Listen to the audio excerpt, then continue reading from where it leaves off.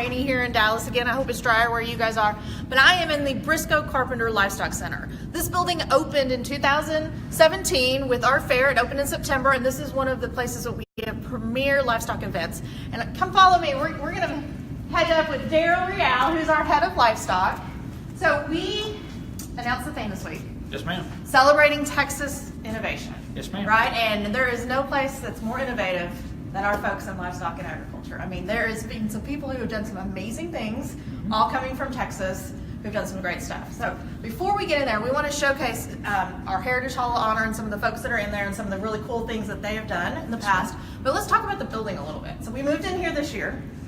Proud to get in here this year. 2017 was our inaugural year in the Briscoe Carpenter Livestock Center, a $15 million multi-purpose building, 55,000 square feet, lots of different space. There's, of course, an auction arena and auditorium downstairs, a banquet hall for 350, and lots of meeting space. So we're able to use that a lot throughout the whole course of the fair for different competitions. That's and correct. some of the ones that I would say are probably the most innovative livestock ones, right? That's correct. Specifically this last year, the neatest competition that, especially with regards to innovation, was our agrobotics competition. So I'm sorry, agrobotics. Agrobotics. What is agrobotics? Well, it's a robotics competition, Okay. but it's themed around agriculture. And there's kids, 4-H and Yep. FFA kids, 8 to 18, were put on a team, and they were tasked with an ag-related theme to program a robot to do an ag-related task. That's pretty amazing. I bet when people think, you guys think about what are the livestock competitions out here, you're thinking the barns, right? What's in the barns today? What are the kids showing? What are their projects?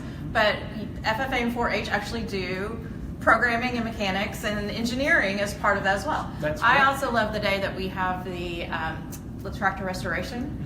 Yes, So tell us a little bit about that one. Ag Mechanics and Tractor Restoration is a 2-day event during the fair, and kids, again, from all over the state of Texas put together a team, and they design, build, construct, and then showcase a project, and it ranges from anything from restoring an old vintage antique tractor all the way to building maybe a gate or a barbecue pit or a big livestock trailer that costs $20,000. Yeah. So I love the fact, think about it, all the inventiveness and all the things that they get together and get to do, it's just so much more than just what sometimes people think about livestock. That's correct, because when you come over to the fair, all you see is animals, right? And we love seeing those. I know all of you guys like to go to the bars. So if you guys have not been to the Briscoe, just for a little context, you can see out the window behind us, there's the Cotton Bowl, the Texas Star there. We're right behind the swine barn. So if you've ever visited the children's barnyard, the Briscoe's just down the street from there by the Pan Am building. That's correct. So how many kids were last year participating in livestock? We had over 8,000 8,000? exhibitors. That's amazing. And from all across the state of Texas. That's correct. So, and outside. The kiddos are from the in-state, but kids for open exhibitors from all over the U.S. So I think a lot of people may not understand that. I know when I first started at the fair, I was like, wait, there's a difference. There's ones for auction week and market that all go into the auction, that have scholarships and pieces that go with that. And then there's open where you can be any age and compete in the fair. So think about it, because all you people who are raising poultry in your backyard and things like that, there's a poultry show for you. So let's go into the Heritage Hall of Honor. Like I said, this is a multi-purpose building. It's used for lots of stuff. Obviously, it's been set up. There's been some meetings in here this week, which is a great space to do this. But we've been inducting people for the last... Since 1992. Since 1992 into our heritage and honoring people who have made great contributions to Texas agriculture. That's correct. And we'll continue to do this and showcase this here. We also have all their names and information on their bio on our website, so you can see it. But there was a few in here that you were talking about that had made major contributions to Texas agriculture. That's correct. And we have over 70 folks that have been inducted since the beginning. All the way at the very beginning, we inducted Governor Dolph Briscoe, the building's named after. Governor Briscoe was an innovator in a lot of different ways. He's a Texas rancher and comes from has a very entrenched ranching family in the state of Texas. Governor Briscoe, one of the reasons that he's in here is because he understood the importance of eradicating a pest in livestock known as the screwworm many years ago when he was governor. And so he was an innovator in finding ways to eradicate that from a funding perspective, as well as implementing the technology from the entomologists to get rid of the screwworm. Wow.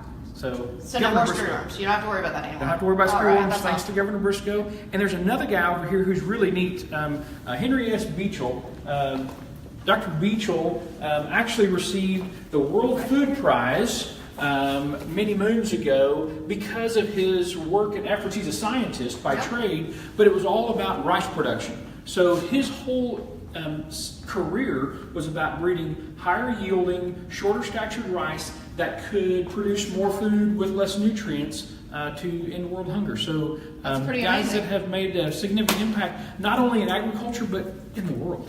So this is something that we have up all year round. During the fair, you can come in here and see this, but we also have a showcase on our website about this. So we're really proud that we're able to honor these Texas innovators in this way, and hopefully foster the next round of Texas innovators by participating in livestock each year. That's correct. So again, I realize not everybody's a kid and can do a project in this FFA, but if you guys are, you might want to think about it. If you do have chickens in your backyard, or there are some open shows and rabbits and things like that you can participate in. So think about that. Yesterday we were telling you guys to get your creative juices flowing and think about how to participate in creative arts, but there is opportunities for you guys to participate in livestock too. That's correct. And there's a lot of opportunities where you don't even have to have an animal, whether it be a chicken or a rabbit or a cow or a pig or a sheep. But the agrirobotics competitions, all those categories are open to 4-H, FFA, FCCLA. You can write a speech about agriculture at our public speaking contest. We have an agri-science fair competition, lots of different ways for people to get engaged in the ag-related competitions at the fair. If you don't participate, you can come cheer those kids on each day, though, during the fair. So thanks for talking to us. We will see you. Remember, tomorrow we are going to go take a visit to the urban farm and check out what's going on in the greenhouse out there. Another round of innovation. I know. So we'll see you guys tomorrow. Remember, celebrating Texas innovation. We can't wait to see you guys in September. Come see us.